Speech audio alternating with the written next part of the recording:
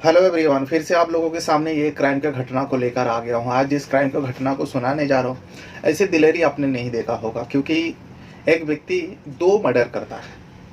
एक महिला को भी मारता है और एक पुरुष को भी मारता है। मारने के बाद वो खुद, ये रात के वक्त होता है, घटना को अंजाम देता है और उस महिला के घर में जाकर दो व्यक्ति को मार देता है। तो मारने वाले जो जिन दोनों को मारता है वो दोनों पति पत्नी होता है, इन्हें दंपत्ति को मारता है। उसके दूसरे ही दिन सुबह उसी इलाका में पुलिस स्टेशन जाता है। तब तक इस मामले में किसी को पता भी नहीं था, ना तो घर वाले के, ना तो पड़ोसी को, ना किसी को पता था। अब मरने वाला व्यक्ति खुद पुलिस स्टेशन जाती है और जाने के बाद इस घटना के बारे में बताता है, जो उसके घर में दो लाशें पड़ी है। अब इस तरीके का बात जब पुलिस वाले को सुनाई देता है, पुलिस वाले को खुद बताता है, तो पुलिस वाले भी हैरान हो जाता है। फौरन पुलिस जो है दल बल के साथ गाड़ी में बैठकर उस जगह पर पहुंचता है जिस जगह के बारे में बताया गया, जो उस जगह में लाश पड़ी है, बॉडी पड़ी है। फौरन पुलिस दल बल के साथ उस जगह पर जाते हैं। जाने के बाद वाकई देखता है कि दो लाशें पड़ी है। फिर धीरे धीरे पड़ोसी को पता चला, जब पुलिस आई तो पूरा गांव में पता चला।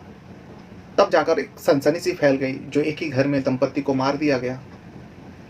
अब किसने मारा, क्यों मारा, किसी को कुछ भी नहीं पता था।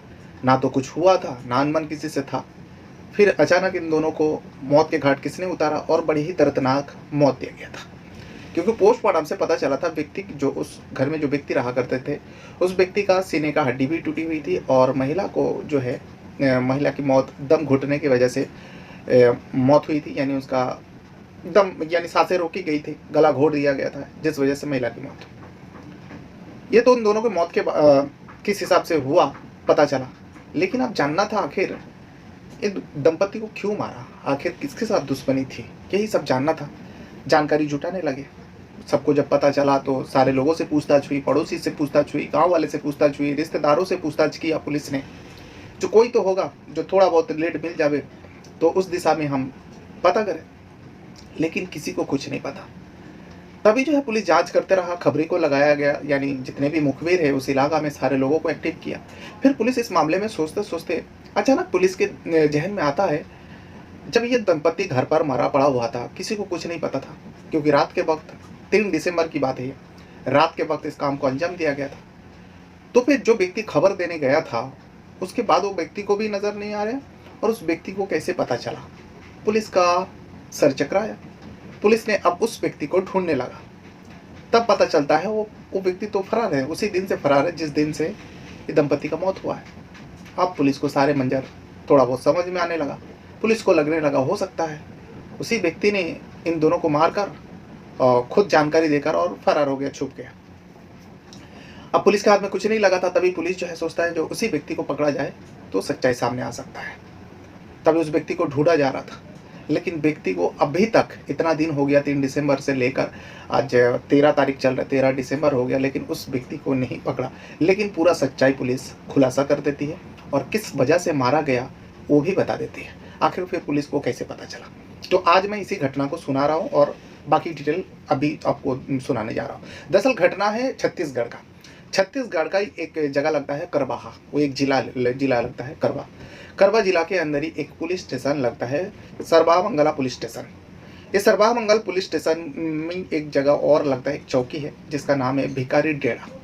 और इसी भिखारी डेरा के अंदर रहने वाले, उस इलाका में रहने वाले वासुदेव यादव का मौत हो जाती है और वासुदेव यादव के पत्नी का भी मौत हो जाती 3 दिसंबर की रात को। अब मौत जब हुई, वासुदेव यादव जब पोस्टमार्टम हुआ था, पोस्टमार्टम से ये भी बताया गया था जो वासुदेव यादव का एक तो सीने का हड्डी टूटा हुआ था, यानी शरीर का कई जगह में जख्म भी था, सीने का हड्डी टूटा हुआ था।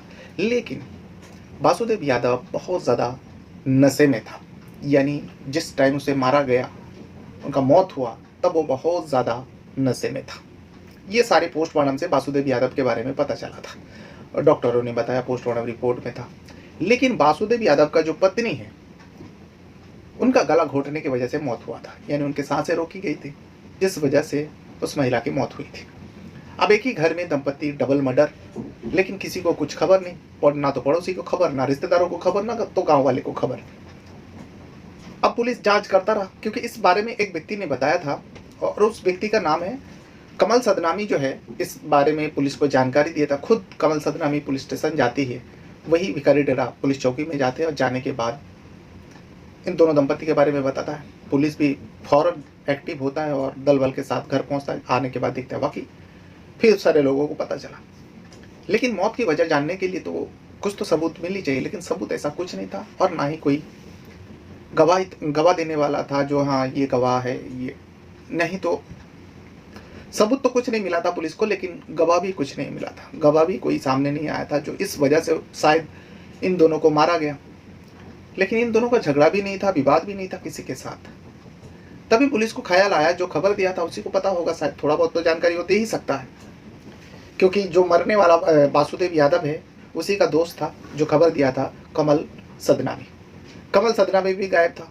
तभी आसपास लोगों से पूछताछ किया, जो कमल सदनामी का कोई दोस्त, रिश्तेदार, उसके घर वाले, सारे लोगों से पूछताछ किया। लेकिन घर वाले ने बताया कमल सदनामी अक्सर एक व्यक्ति के साथ, एक लड़का के साथ उठता बैठता है, उसका नाम है शेख रमजान अली, जो कमल सदनामी और वासुदेव यादव का भी दोस्त है। ये तीनों अक्सर साथ में कहीं जाते हैं, आते हैं और तीनों साथ में नशा भी करता है। जब कमल सदनामी पुलिस के हाथ नहीं लगा तो पुलिस ने सोचा चलो ठीक है, शेख रमजान अली को ही उठाते और रमजान अली से ही पूछताछ करता है, हो सकता है रमजान अली कुछ बता दे। रमजान अली उसी गांव में मौजूद था, भिखारी डेरा इलाका में ही मौजूद था। रमजान अली को उठाता है, उठाने के बाद पूछताछ करता है। लेकिन हर मुजरिम के जैसा रमजान अली भी बातें घुमाने लगे, पुलिस को बरगलाने की कोशिश किया। लेकिन पुलिस के ज़्यादा सवालों का वो जवाब नहीं दे पाया। कुछ सवालों का तो डट के जवाब दिया, लेकिन उसके बाद रमजान अली टूट जाता है, आखिरकार सच्चाई कबूल लेता है। रमजान अली बताता है, हाँ मैं और मेरे दोस्त कमल सदनामी दोनों ने मिलकर वासुदेव यादव और उसका पत्नी को मारा। भाई क्यों मारा, ऐसे क्या कर दिया था दोनों ने, मियाँ बीवी ने, पति पत्नी ने ऐसा क्या कर दिया जो तुम दोनों ने उन दोनों का मौत के घाट उतार दिया। तब रमजान अली बताता है, इसमें मैं तो कुछ करना नहीं चाहता था, लेकिन मेरा जो दोस्त था कमल सदनामी उसी का पूरा दोस्त था और उसके वजह से ही ये मर्डर हुआ है। भाई क्या था पूरा खोल के बताओ। तब रमजान अली 3 दिसंबर की रात की बात, पूरी बात बताता है। रमजान अली बताता है कमल सदनामी का जो है काफ़ी समय से, कई सालों से वासुदेव यादव के पत्नी के साथ अवैध संबंध था और यह सिलसिला से ठीक से चल रहा था। किसी को कुछ भी नहीं पता था, किसी को भनक तक नहीं लगा था। लेकिन 3 दिसंबर की रात को कमल सदनामी जो है शराब पीने के लिए मुझे और वासुदेव यादव को भी बुलाते हैं, जो चलो आज थोड़ा शराब पिया जाए।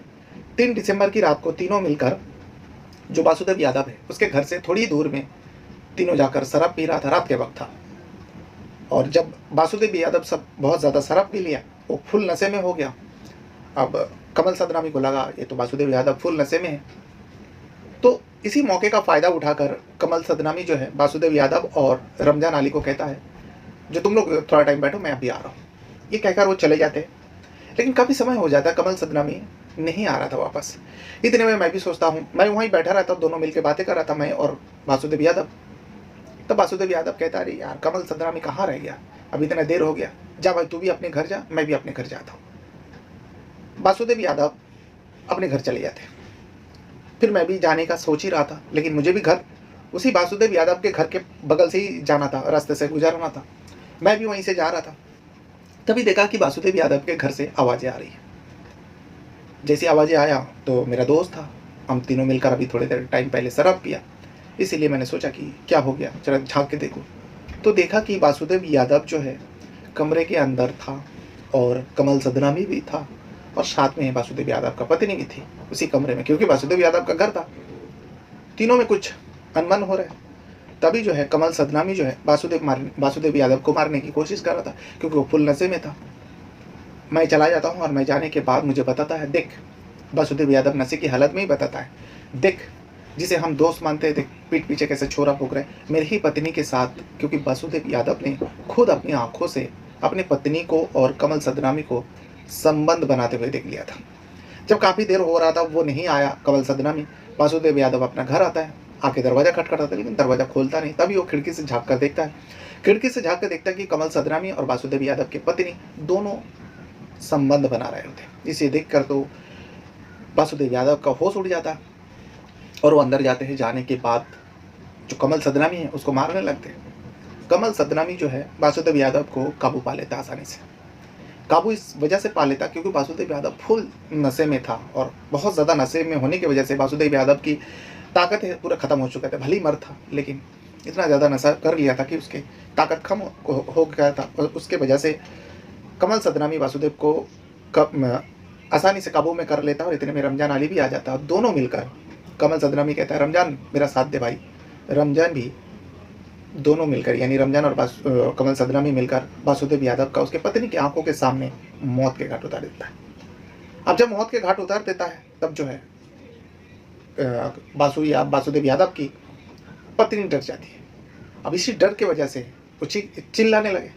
जब चिल्लाने लगे रमजान अली आते हैं और वासुदेव यादव की पत्नी का मुंह दबा देते हैं और कहते हैं भाई इसने तो सब कुछ देख लिया, देखिए डर गई है, चीख रही है, ऐसा ना हो जब पूछताछ हो पड़ोसी को पता चले, अब पता तो चल रहा है मर्डर जो हुआ है, वासुदेव यादव की मौत जो हुआ, ये सब कुछ ना बता दे। तो कमल सदनामी कहता ठीक है, तो इसका भी काम तमाम कर देता। फिर रमजान अली और कमल सदनामी दोनों मिलकर, जो कमल सदनामी का काफ़ी समय से प्रेमिका थी उसका भी मौत के घाट उतार देता है, यानी वासुदेव यादव के पत्नी का भी मौत के घाट उतारता है।